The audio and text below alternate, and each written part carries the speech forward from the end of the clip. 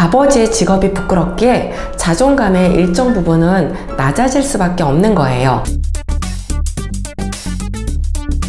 안녕하세요. 닥터 전미경입니다. 얼마 전 논란이 된 가평 계곡 살인사건이 있었죠. 경찰은 이은혜와 내연남 조현수가 이은혜의 남편 A씨의 보험금 8억 원을 노리고 계획적으로 살인을 저지른 것으로 보고 있습니다. 수영을 전혀 할 줄 모르는 남편 A씨에게 계곡에서 다이빙을 하라고 요구한 뒤에 그들은 구하지 않았습니다. 사건 용의자인 이은혜와 조현수가 전국적으로 지명수배가 된 상황입니다. 그런데 이 사건에서 이해할 수 없는 여러 정황들이 좀 보입니다.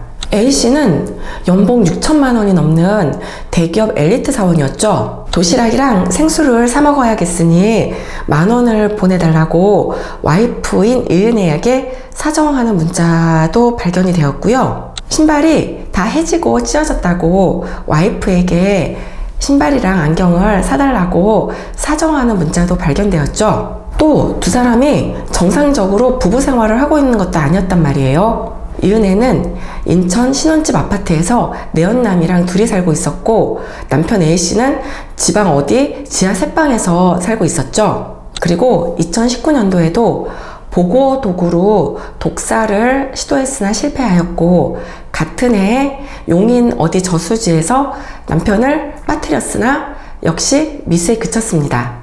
이렇게 허술하게 당하고 모든 것을 다 뺏기고 와이프인 이은혜가 시키는 대로 고분고분 모든 것을 다 하다가 결국에는 죽음에 이르렀단 말이에요. 프로파일러로 잘 알려진 표창원 소장은 이 사건을 두고 심리적 지배에 의한 가스라이팅 사건이라고 말했습니다. 도대체 왜 가스라이팅 피해자들은 힘든 굴레에서 빠져나오기 힘든 것일까요? 오늘은 저번에 찍은 가스라이팅 부모 유형에 이어서 가스라이팅 부모에게서 자식들이 헤어나기 힘든 이유에 대해서 한번 알아보겠습니다. 첫 번째 이유입니다. 부모의 역사와 나의 역사가 섞여있기 때문입니다. 그 역사가 꼭 나쁜 것만 있진 않아요. 그래도 어린 나를 성인이 될 때까지 케어를 해줬잖아요. 대학교 학자금도 대주었고요. 내가 어릴 적에 아플 때 병원에도 데리고 가줬잖아요. 내 생일에 선물도 사줬고요. 이렇게 부모와 함께한 행복한 역사가 조금은 있습니다. 물론 불행한 역사가 훨씬 더 많습니다. 나더러 공부를 못해서 인류대에 못 갔다고 내내 구박을 했고요. 직장에 취직해서 받는 월급 내내 엄마에게 가져다 바쳐야 했고요. 별거 아닌 말대꾸 한번 했다가 뺨 맞고 머리채 한번 잡혀본 과거도 있습니다. 부모를 손절을 한다는 것은 나쁜 역사와 함께 몇 개 안 되는 좋은 역사까지 같이 날려버려야 되는 거죠. 쉽게 말씀을 해드리면 남녀가 연애를 한 10년 했단 말이에요. 20대 초반에 만나서 30대 초반까지 사귀었단 말이에요. 그런데 나쁜 남자라는 걸 알게 됐어요. 친구들도 당장 헤어지라고 난리예요. 10년을 사귄 남자랑 헤어진다고 생각을 한번 해보세요. 나의 20대는 나의 남친을 빼고는 얘기할 수 없잖아요. 내가 대학에 들어가서 간 첫 MT며 중간고사며 기말고사며 모든 방학에는 내가 남친과 함께 있었겠죠. 대학교 졸업하는 날이랑 회사에 입사하는 날도 남친이 축하를 받았겠죠. 직장생활 힘들어서 꺼이꺼이 울면서 신세 한탄하는 것도 남친이 다 받아줬단 말이에요. 휴가 때 남친과 같이 간 여행지도 여러 군데 있고요. 남친이 군대 갈 때 훈련소 쫓아가고 유흥변치 보냈단 말이에요. 군부대 면회 가고 제대 기다리고 뭐 이런 역사가 다 있단 말이에요. 그런데 만약 내가 남친과 헤어지게 되면은 나의 20대 이런 예쁜 역사를 다 없던 걸로 해야 되잖아요. 얼마나 힘이 들겠어요. 그 역사를 빼버리면 나의 역사가 너무 빈약해지잖아요. 한국식 표현으로 정이 무섭다고 말을 하는데 고운정 미운정을 다 잘라내야 된다는 거죠. 두 번째 이유입니다. 부모와 손절을 하게 되면 인간이 가진 기본 욕구를 다 부정해야 합니다. 인간이 가진 기본 욕구가 뭘까요? 쉽게 수면욕, 성욕, 식욕 뭐 이런 것들 있잖아요. 거기에 인간은 기본적으로 애착에 대한 욕구가 DNA에 탑재되어 있습니다. 어릴수록 그 욕구는 더 강하죠. 예를 들어 드리면 4살, 5살짜리 꼬맹이가 잘 놀다가도 끊임없이 엄마가 어디 있나를 확인하죠. 자다가 깨서 엄마가 없으면은 엄마 찾으면서 울고요. 이 애착 욕구는 인간이 혼자 살 수 있을 때까지 보호자에게 의존하기 위한 생존의 기본 메커니즘입니다. 부모 또한 자식에 대한 애착이 있어서 나를 기꺼이 희생하면서 자식을 돌보죠. 즉, 인간은 기본적으로 서로 간의 애착을 갖고 사랑을 주고받으면서 이 세상을 살아나가는 존재란 말이에요. 그래서 좋은 부모를 가졌다는 것은 나의 자존감의 근원이 됩니다. 자존감은 여러 컨셉으로 설명이 될 수 있고요. 나 자신의 능력과 가치로도 설명이 되지만 나 자신의 출생과 근본도 자존감의 한 요소를 이룹니다. 즉, 나의 부모가 어떤 사람이냐, 나의 가족이 어떤 사람이냐 하는 것이 나의 자존감의 한 요소를 담당하고 있다는 거죠. 예를 들어서 만일 내 아빠가 룸사롱을 운영하면서 아가씨들 매출을 알선하는 포주란 말이에요. 내가 그렇게 번 돈으로 머리에서 발끝까지 명품으로 치장을 하고 산단 말이에요. 사석에서 부모 얘기가 나오면 한없이 작아질 수밖에 없죠. 아버지의 직업이 부끄럽기에 자존감의 일정 부분은 낮아질 수밖에 없는 거예요. 반대로 나의 선조가 일제시대에 독립운동을 한 사람이라고 가정을 해봅시다. 나의 피에 흐르는 조상의 피가 얼마나 자랑스럽겠습니까? 나의 증조부가 독립운동가라는 것은 나의 긍지와 자부심을 키워주겠죠. 이렇게 우리는 누구나 좋은 부모를 가지고 싶은 근원적인 욕망이 있습니다. 그래서 나 하나 부족하고 못난 사람으로 만들면 내 부모에 대한 욕망, 우리 가족에 대한 환타지는 그런 데를 유지할 수 있는 거거든요. 그런데 부모를 손절을 할 경우에는 이 욕망을 부정해야 하는 거예요. 부모를 손절한다는 얘기는 나의 부모가 이기적이고 못된 사람이고 자식을 착취하는 사람이라는 것을 공식적, 대외적으로 인정을 해야 한다는 거죠. 세 번째 이유입니다. 손절을 하게 되면 사회적, 문화적으로 비난을 받습니다. 그러니까 동양 문화권이 한국 문화의 특징이죠. 그러니까 전체주의 문화고 가족 중심 문화고 조직 중심 문화죠. 개인이 중심이 되는 서구 사회와는 분명히 다릅니다. 전체주의 문화를 유지하기 위한 기본 질서라는 것이 있고요. 그 질서는 수능으로서 유지가 됩니다. 여기에 유교 문화가 더해지면서 세부적인 컨셉으로는 부모에 대한 효와 나라에 대한 충이 있습니다. 한국 사회에서는 이 컨셉을 훼손하면 욕을 얻어 듣습니다.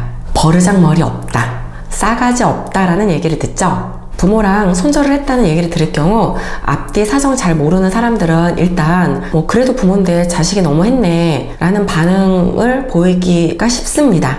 손절을 하게 되면은 한국 사회에서 이런 비난을 감내해야 하는 거죠. 제가 외래에서 젊을 적에 자식을 돌보지 않았던 개차반으로 살았던 아버지가 늙어서는 자식에게 병 간호며 수발을 다 들게 하는 경우를 본 적이 있거든요. 그 대부분의 이런 경우에 자식들은 나 몰라라 하지 않고 수발을 하는 경우가 많더라고요. 그러니까 부모에 대한 정은 한 톨도 없는데 만약 나까지도 나 몰라라 하면은 안 될 것 같다라고 이렇게 말씀들을 하세요. 이렇게 우리는 한국 사회에서 나도 모르게 형성된 효라는 가치관이 깊숙이 내재되어 있어서 어떤 이유가 됐든지 간에 불효자식이라는 낙인을 다는 것을 부끄러워합니다.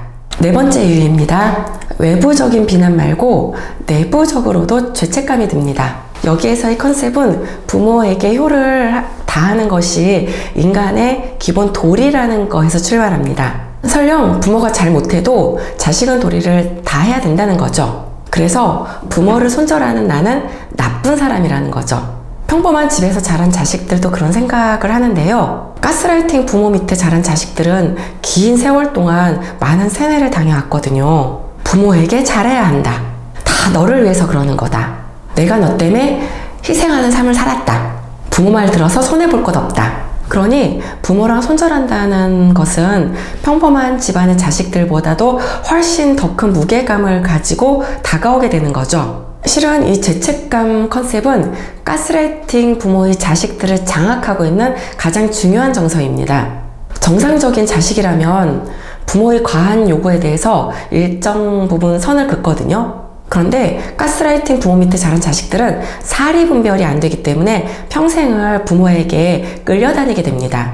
머리로는 부모가 잘못된 걸 아는데 그래도 어떻게 부모 말 다 들어야지 이렇게 생각을 하는 거죠. 실은 인간이 어떤 행동을 하는 마지막 단추는 이성이 아닌 감정이 누르게 됩니다. 인간의 이성은 사색의 단계이고 인간의 감성은 행동의 단계인 거죠. 예를 들어서 불안하면 어떤 자리를 피하게 되죠. 분노를 했기 때문에 악덕기업 불매 운동에 적극적으로 참여하게 되는 거죠. 그런데 이 과한 죄책감은 가스라이팅 자녀들이 부모를 손절하게 하는 행동의 단추를 못 누르게 합니다. 5번째 이유입니다. 부모를 손절한 이후에 나의 삶이 어디로 흘러갈지 불확실합니다. 그동안 가스라이팅 부모에게 알게 모르게 자녀들은 의존을 하고 살았거든요. 나의 선택과 감정과 행동과 결과를 다 맡겼잖아요. 나의 대학도 엄마가 골라줬고 전공도 엄마가 골라줬어요. 친구도 엄마가 골라줬어요. 세상을 어찌 사는 게 맞는지 다 엄마 뜻에 따라서 살았단 말이에요. 가족 내에서의 역할과 책임도 엄마가 다 정해줬어요. 가만히 들여다보면 내 선택이 없죠. 오브 더 엄마, 바이 더 엄마, 폴 더 엄마의 삶을 살았단 말이에요. 내 삶은 없고 엄마의 욕망과 필요에 의한 삶을 살았단 말이에요. 그러니까 내 삶은 엄마를 빼면 콘텐츠가 없는 거죠. 나의 가치관과 철학이 뭔지 모르겠고 뭐가 옳고 그른지도 잘 모르겠는 거예요. 실은 우리가 어렸을 때는 다 이렇게 살아요. 그런데 나이가 들면서 사리분별이 생기면서 나만의 콘텐츠, 나만의 철학, 나만의 옳고 그름의 가치 등을 가지게 되는 거죠. 나이가 들어서도 여전히 가스라이팅 부모 밑에서 엄마가 정해준 뜻대로 살고 있다는 거는 나의 사리분별이 떨어질 수도 있다는 얘기예요. 물론 이 모든 것이 나의 책임은 아니고 가스라이팅의 결과인 거죠. 그래서 가스라이팅 부모와 손절한 이후에 내 삶이 어찌 될지 확신이 없는 거예요. 지금도 행복하진 않지만 그런 대로 버텨왔거든요. 부모와 손절한 세상이 지금보다 나을 건지 안 나을 건지는 나도 모르겠는 거예요. 그래서 부모를 손절할 수가 없는 거죠. 정리합니다. 우리가 가스라이팅 부모에게서 빠져나오기 어려운 5가지 이유입니다. 첫째, 부모의 역사와 내 역사가 흑역사와 백역사가 서로 뒤섞여 있기 때문입니다. 두 번째, 부모와 애착을 주고받고 싶은 인간의 기본 욕구를 부정해야 되기 때문입니다. 세 번째, 부모를 손절하면 내가 속한 한국 사회에서 비난을 받기 때문입니다. 네 번째, 부모를 손절하면 나의 내면에서 죄책감이 올라오기 때문입니다. 5번째, 부모를 손절한 이후에 내 삶이 행복할 거라는 확신이 없기 때문입니다. 오늘은 가스라이팅 부모에게서 빠져나오기 힘든 5가지 이유에 대해서 알아봤습니다. 부모와 나의 삶은 굉장히 복잡하게 엉켜있고 내가 준비가 안 된 상황에서 부모와 손절하게 되면은 나의 마음은 더 힘들어질 수 있거든요. 또 여기서 손절이라는 것은 부모를 절대 안 보겠다라는 극단적인 것을 얘기하는 건 아니고요. 부모로부터 영향을 받지 않는 심리적 거리를 유지할 수 있는 것을 말합니다. 일단 부모와 손절을 하기 위해서는 벗어날 수 있는 힘을 기르는 것이 먼저고요. 그 힘은 내가 정서적 독립과 경제적 독립이 된 이후에야 길러집니다. 그런 후에야 부모와의 거리 조절을 자식이 결정할 수 있습니다. 나 자신으로 오롯이 설 수 있을 때 가스라이팅 부모에게서 벗어나는 첫걸음이 될 수 있다는 것을 구독자님들이 명심하셨으면 좋겠습니다. 네, 이상 닥천TV였습니다. 구독, 좋아요, 알람 설정 부탁드릴게요.